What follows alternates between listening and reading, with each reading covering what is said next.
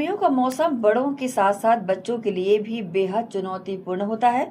भीषण गर्मी और तेज तापमान का असर बच्चों पर बहुत अधिक पड़ता है, क्योंकि उनका शरीर तापमान को नियंत्रित करने में पूरी तरह सक्षम नहीं होता।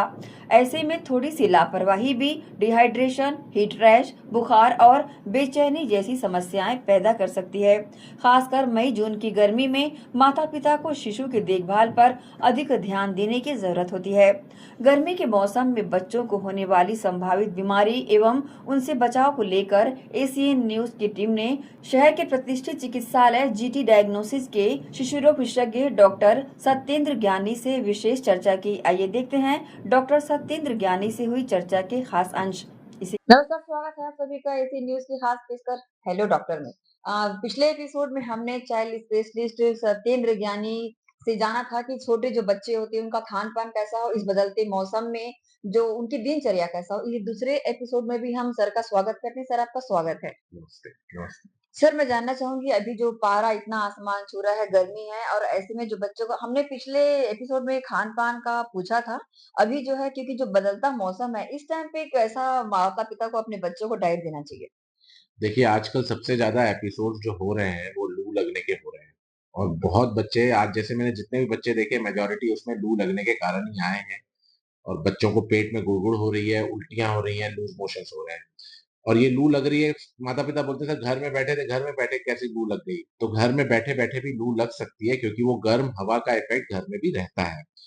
तो ऐसे मौसम में जो खान-पान आपको देखना है, सबसे पहला चीज़ जो रूल है वो कि आप बहुत पानी पिलाएँ बच्चे को, हाइड्रेशन अच्छा रखें, ओआरएस दें, आप उसको नारियल पानी दें, आप उसको अ, नमकीन छाछ बना के दे सकते हैं, नमक शक्कर का नींबू शरबत दे सकते हैं और मीठी चीज़ जनरली बच्चे फ्रिज का पानी पीना और मीठी चीज़ें जैसे कि ग्लूकोज़ पानी, गन्ना रस, फलों का जूस, ये सब पेरेंट्स ज़्यादा देते हैं, आइसक्रीम खिलाते हैं। इन सब चीज़ों को अगर आप अति करते हैं, ज़्यादा करते हैं तो नेट आपको प्रॉब्लम होता है। तो ये मीठी चीज़ें आप अवॉइड करें, कम दें, हल्का-फुल्का ही खिलाएँ, बहुत हेवी मसालेदार खाना ना खाएँ। दही, चावल, दाल, आलू, बॉइल्ड वेजिटेबल्स ये सब आप खाएँ और पानी पीते रहें, तो ये दिन गुज़र जाएँगे। आने वाले शायद 1 हफ्ते के बाद मौसम बदल जाएगा और बहुत उमस का मौसम आएगा, उसमें भी डिहाइड्रेशन के एपिसोड बहुत बढ़ते हैं और बहुत पानी पिलाना है। बस इतना ही ध्यान रखना है, हल्का-फुल्का खाना है, जो बाहर रोज़ मैं देखता हूँ कि कुल्फ़ी खा रहे हैं, ये खा रहे हैं, तो बच्चों को तो पता नहीं चलता, वो बहुत खा जाते हैं, तो उस पे थोड़ा कंट्रोल करना है। अभी आपने पानी पिलाने के बारे में जो बोला, तो मैं मुझसे एक बच्चे की माँ ने पूछा सवाल कि उसका जो बच्चा है, वो रुक-रुक कर यूरिन पास करता है। हाँ। लगातार क्लियर उसको फ्लो में नहीं होता, रुक-रुक कर उसको यूरिन होता है। क्या कारण हो सकता है इसका? रुक-रुक के अभी अगर अचानक से यूरिन शुरू हो गया है, तो उसके 2 ही कारण होते हैं। एक तो उसको पेशाब में जलन हो रही है, पेशाब में जलन हो रही है इसलिए वो इस फ्लुएंटली नहीं कर रहा है, रुक-रुक के कर रहा है। तो पेशाब में जलन 2 चीज़ों के कारण होती है, एक या तो पेशाब में इन्फेक्शन है, दूसरा या तो पानी की कमी के कारण वो कंसंट्रेटेड यूरिन है और उसमें जलन हो रही है उसको। तो दोनों ही परिस्थिति में पहली चीज़ तो पानी का इंटेक बढ़ा दें। पानी ज़्यादा पिलाएँगे तो फिर वो बच्चे की जलन थोड़ी कम हो जाएगी और अगर उसके बाद भी ठीक नहीं हो रहा है तो यूरिन का टेस्ट कराना होगा और अगर उसमें इन्फेक्शन आता है तो एंटीबायोटिक देना होगा। मैंने हमारा जो पिछला एपिसोड था आपका लिया था, तो कुछ पालकों के मैसेज मेरे पास आए कि जो उनके बच्चे हैं, वो दिन भर सोते हैं और रात भर जगते हैं। हाँ, अगर उनको कभी दिन भर जगा भी लिया जाए, हाँ। तब भी वो उनको रात को जगाते हैं, सोते ही नहीं। देखिए ये एक बहुत बड़ा प्रॉब्लम अभी आने वाला है, अब तो फिर स्कूल चालू हो जाएगा तो कैसे करेंगे?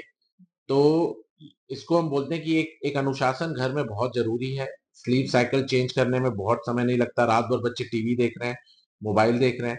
तो इसके लिए ज़रूरी है कि आप एक घर में अनुशासन रखें और जिसको हम कहते हैं एक अच्छा स्लीप हाइजीन दें बच्चे को। स्लीप हाइजीन क्या बोलते हैं सर रात को नींद ही नहीं आती इसको। आप उसको एक स्लीप हाइजीन दीजिए, स्लीप हाइजीन जैसे कि साफ-सुथरा बेड रहे, लाइट बंद, अंधेरा होना चाहिए, कोई साउंड नहीं, कोई डिस्टर्बेंस नहीं और आप बच्चे को सुलाइए। छोटा बच्चा मम्मी-पापा के साथ सोता है तो सुलाइए। उसको नींद में जाने में आधे से पौन घंटा लगेगा ही। आप ये सोच रहे हैं कि मैं खुद टीवी देख रहा हूँ और मेरा बच्चा सो जाए, वैसा नहीं होने वाला। आपको बच्चे के साथ सोना पड़ेगा जब तक उसको प 45 मिनट नहीं हो जाते सोए हुए, तो फिर आप इस तरीके से स्लीप साइकिल ठीक करिए। उसको अगले दिन जल्दी उठाइए, दिन को एक्टिव रखिए, तो वो दिन को नहीं सोएगा। ये जनरली ये सारा प्रॉब्लम स्कूल चालू होते ही ठीक हो जाएगा। लेकिन अभी जो गर्मियों में हो रहा है, वो तो सारा खेल अनुशासन का है।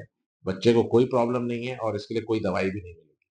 कई मम्मियों के सवाल हैं कि उनको उनके बच्चों के जो पेट में कृमि हो जाता है। हाँ, जबकि मैं बोली कि अगर खास अब मीठा बहुत दे देंगे। हाँ, उन्होंने बोला नहीं मीठा एकदम सीमित मात्रा में देते हैं, हाँ, लेकिन पेट में कृमि की शिकायत है। हाँ।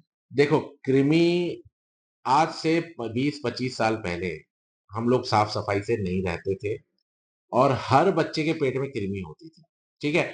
तो कोई भी वेग सा प्रॉब्लम होता था, जैसे बच्चे को चेहरे में व्हाइट दाने हो गए, जैसे वो बार-बार पेट दर्द बोल रहा है और जैसे या फिर पॉटी की जगह खुजली हो रही है, तो ऐसे सिम्पटम्स को सब कृमि से जोड़ देते थे, कृमि की दवाई दे देते थे और कृमि निकल भी आती थी। तो मैं आपको बताना चाहता हूँ कि इन सब प्रॉब्लम्स का कृमि से कोई लेना-देना नहीं है। चेहरे पे व्हाइट दाग दिखना, मीठा ज़्यादा खाना, पॉटी की जगह खुजली होना, ये कोई ऐसा प्रॉब्लम नहीं है जो कृमि के कारण है। कृमि कहाँ से आती है? जब हम कोई दूषित या गंदा पानी पीते हैं या ठीक तरीके से पका हुआ खाना नहीं खाते या हाइजीन हमारा अच्छा नहीं है, तो हमारे पेट में कीड़े के अंडे जाएँगे, वो अंडे फूट के कृमि बनेगी, ठीक है? तो उससे वो कृमि होगी और कृमि का कोई आपको मैं बता रहा हूँ कि कृमि से आपको कोई सिम्पटम होता ही नहीं है, लेकिन कृमि क्या करती है थोड़ा-थोड़ा हमारा खून चूसते रहती है, तो हमारा खून कम हो जाता है। तो पहले हमारी साफ-सफाई रहन-सहन उतना अच्छा नहीं था, पानी उतना अच्छा नहीं था, तो हर बच्चे को कृमि होती थी। आजकल वो कृमि नहीं होती है। तो जैसे व्हाइट दाग चेहरे में हो रहे हैं, तो वो आप चेहरे की ड्राइनेस है, क्रीम लगाइए। पेट दर्द बार-बार हो रहा है, तो वो किसी अन्य कारण से हो रहा है। मीठा कोई खा रहा है, तो वो बच्चा खा रहा है, कृमि नहीं खा रही है। ठीक है ना? तो आप मीठा थोड़ा कम करिए। पॉटी की जगह खुजली हो रही है, वो भी मीठे के कारण है, मीठा थोड़ा कम करिए। तो ये सारी चीज़ें आप सॉल्व कराइए। फिर भी अगर आपको डाउट है कि कृमि हो रही है, तो आप एक बार पॉटी की टेस्ट कराइए। आम तौर पे हम जो फॉलो करते हैं कि एक नॉर्मल बच्चा जिसको कृमि की कोई शिकायत नहीं है, उसको 1.5 साल की उम्र से हम कृमि की दवाई हर 6-6 महीने 1 डोज़ देते हैं और अगर किसी को कृमि निकल ही आई है बॉडी में तो उसका प्रॉपर कोर्स करते हैं। ठीक है? बहुत सारे स कई बार दाँत किटकिटाते हैं बच्चे, उसको भी कृमि से जोड़ लेते हैं, लेकिन इसका कृमि से कोई लेना-देना नहीं है।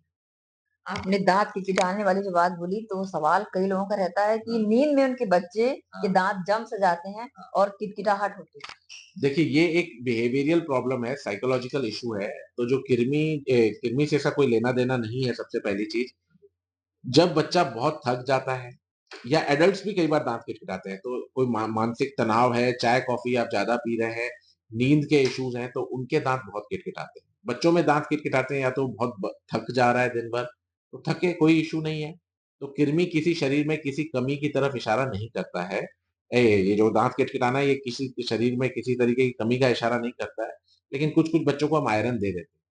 कोई-कोई बच्चा होता है वो अत्यधिक दाँत किटकिटाता है और उसके दाँत का शेप खराब हो जाता है उसकी वजह से, तो उसको हम थोड़ी बहुत मेडिसिन्स देते हैं, बट अदरवाइज़ वो थोड़ा बहुत किटकिटा रहा है, तो उसको नज़रअंदाज भी किया जा सकता है, कोई टेंशन वाली बात नहीं। एशियन के दर्शकों को, खासकर जो पालक हैं छोटे बच्चे के, उनके लिए क्या कहना चाहिए? उनके लिए मैं कहना चाहूँगा कि अभी स्कूल चालू होने वाले हैं, आप लोग अगले 15 दिन भी आप बच्चों का ध्यान रखिए, अच्छे से उनका पानी का इंटेक अच्छा रखिए।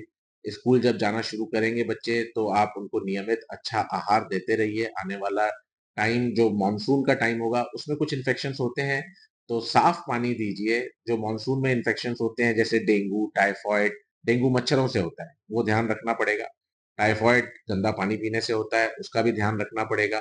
तो इन सब नॉर्मल बीमारियों से बचें। स्कूल जाने से पहले जो 5 साल से छोटे बच्चे हैं, उनको फ्लू का टीका अवश्य लगाइए अगर लगा नहीं हुआ है। तो काफ़ी जो स्कूल जाते ही उनको सर्दी-खाँसी के एपिसोड्स बहुत सारे होते हैं, उनसे बचाव हो जाता है। सर आपका बहुत-बहुत थैंक यू।